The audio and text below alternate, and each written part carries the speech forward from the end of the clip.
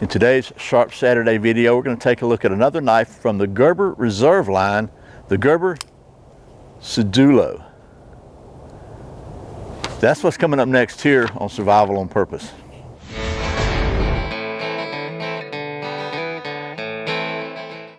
Welcome back to Survival on Purpose, your home for trustworthy information and gear reviews related to camping, survival, and general preparedness for regular folks. My name's Brian. Thanks for joining me. So as I said, today we're going to take a look at this Gerber Reserve Sedulo. And this is part of the Gerber Reserve line, which are small batch knives that have a lot more handwork than a normal production knife in them. And they're just very limited editions, and you can only get these from gerbergear.com, and there's also a lot of customization that you can do on these. We're going to talk about that and take a closer look at this right after this quick Sportsman's Guide Military Surplus Minute. You may know that Sportsman's Guide is not only a channel sponsor, but they also have the world's largest military surplus site. Just what I try to do in these minutes is just give you an example of the kind of stuff you can find there. What I thought I'd look at today, since my hands are cold, a pair of leather gloves from Surplus French Military that they say are used. They said it was used, but they look brand new to me, and they're just straight up leather gloves, nothing fancy about them. But they do have a little Velcro covered kind of latch here where you can tighten them up on your hands. It's just an example of the kind of things you can find on Sportsman's Guide at the surplus site. They got everything from new gear to used gear, U.S. surplus, European surplus, Russian surplus. I mean, they've got surplus from all over the world, clothing, camping gear, just you name it. If you're looking for surplus and you'd like to get a good deal and get some maybe find some unusual stuff, and if you use the coupon code Survival20, you can save $20 on order of $100 or more. Plus, if you're a member, you get free shipping on any orders over $49, including ammo. That's the Sportsman's Guide Military Surplus Minute. Thanks again to the folks at Sportsman's Guide for sponsoring this video. Now, let's get back to talking about the Gerber Sedulo.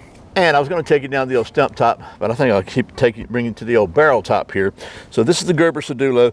Let's talk about the specs. This knife features a 3 1/4 inch blade of stone washed S30V steel, and this is what they're calling a full panel grind. I would call it just a flat grind. Basically, it's a one smooth taper all the way from the spine down to the edge, and there's a little secondary bevel there. It has a 4 5/8 inch folded length, and it's about 5/8 inch thick at its widest part. And this part, since it is a folder, it's pocket folder kind of, it's about 1 3/4 inches wide. I like to give those specs so you know how big it's going to be in your pocket. And then the open length is 8.1 inches. So I want to say it weighs like maybe 3.5 ounces. It's very, very lightweight. Has thumb studs, and you'll notice that lock there, they're calling this a pivot lock. If you're familiar with Benchmade, that looks an awful lot like an axis lock, and it works an awful lot like an axis lock too, but I think Benchmade may have lost the patent on that. The patent may have expired on that one. It's a deep carry pocket clip, which is reversible, and it's tip up. It has exposed liners. Let me show you that.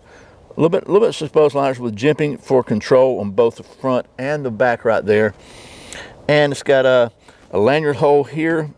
A lanyard hole like right there, open back design, and it's a very textured kind of grip here, some sort of synthetic, and it has a limited lifetime warranty. This is available with a lot of different customizations. You can get different blade finish, black or gray. You can get different handle scales. You can get different hardware colors, all kinds of stuff on Gerber's site. And the price on these is between $100 and $105, depending upon different color combinations and all that. So there's that.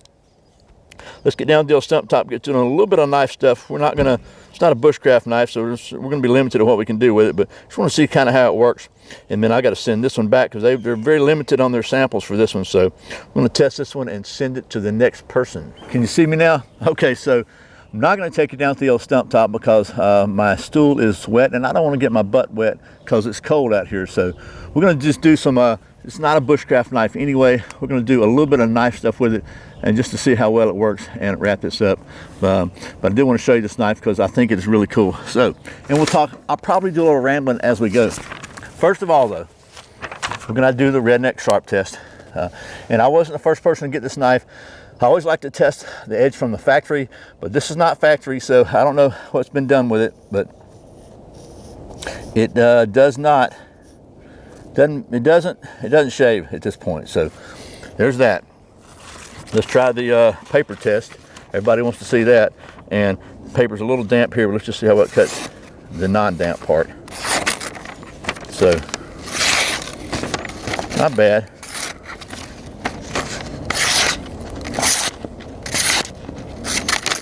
Okay, so you saw that, hopefully. Now, let's let's be real. You're not gonna be carving wood with this anyway, but we're gonna try that and see anyway, just because. So, because I want to see how well it carves. And it's been raining like a cow peeing on a flat rock here for the last couple days. Plus it's cold, but you know me, right?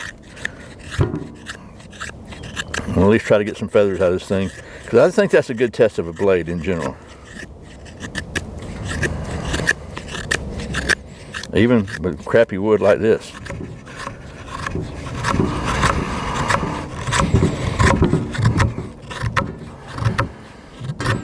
Yeah, this is not the greatest wood. It's some kind of really hard, dry pine.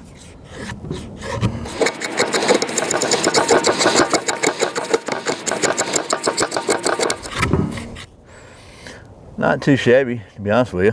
However, you know what we got here, don't you? That looks like an old hunk of wood, doesn't it? But let me show you what's so special about it. If we just carve that little corner right there off. See that? Oh, you smell it? Oh, it smells good. Even though it's been obviously laying in the dirt, in the water. Let's see if I can get some up here, maybe where it's a little bit drier. Carve some feathers right up here. Because this is the lovely, beautiful, wonderful fat wood.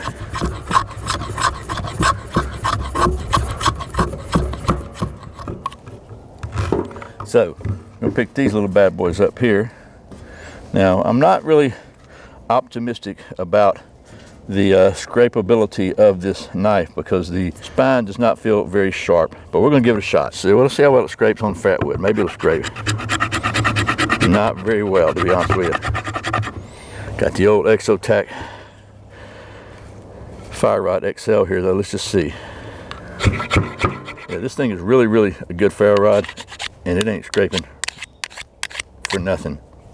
So here's what we do when we're Boy Scouts, though, and our hands are cold. We do this.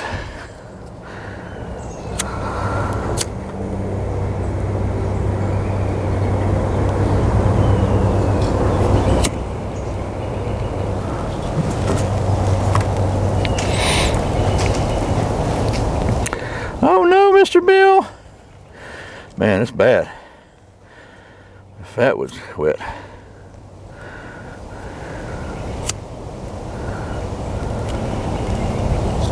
All right, dadgummit. No, this is not acceptable. Wind or not, I don't care.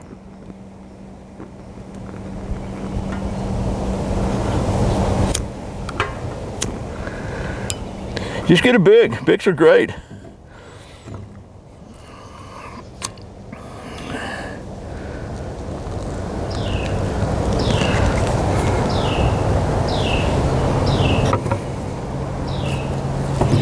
I will not accept defeat.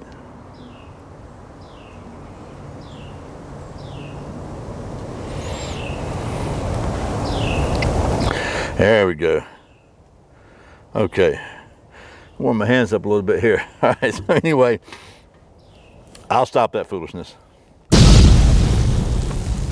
Actually, Smokey, only Chuck Norris can prevent forest fires. Okay, why don't we just wrap this up? Obviously, that was probably not the most realistic test of this knife.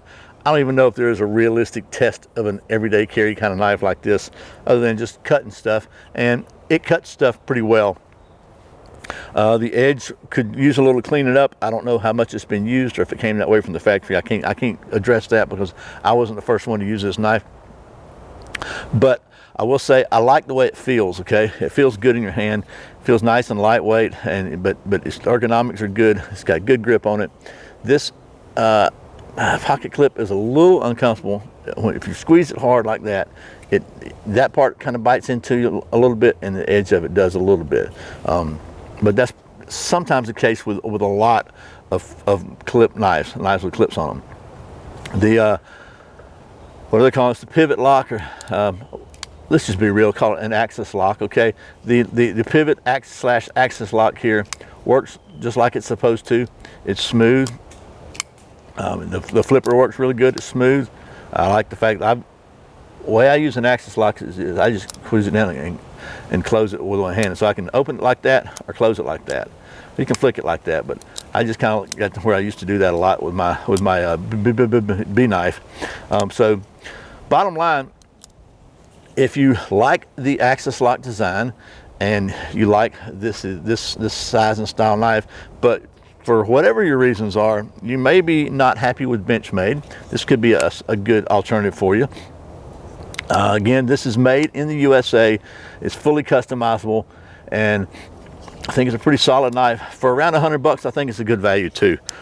This is for made in the USA with this style lock. We'll call it the pivot lock, if that's what I think that's what they're calling it. S30V steel, very lightweight, very capable, and fully ambidextrous. I think it is a really good value. So that's the Gerber Sedulo from the Gerber Reserve. And thanks again to the folks at Gerber for sending me this so I can show it to you and pass it on to the next person to show it to somebody else. And as always, thank you for watching Survival on Purpose. I put out a new video every Friday and Saturday, and sometimes random videos throughout the week. If you'd like to support the channel financially, I invite you to go to patreon.com/survivalonpurpose. And if you want to find out the super secret benefits for doing so, you're going to have to go to survivalonpurpose.com/subscribe so I can tell you the stuff I can't tell the general public. Really appreciate the support. Once again, my name's Brian. You're watching Survival on Purpose. Remember, survival's not an accident, so be prepared. I'll see you next time.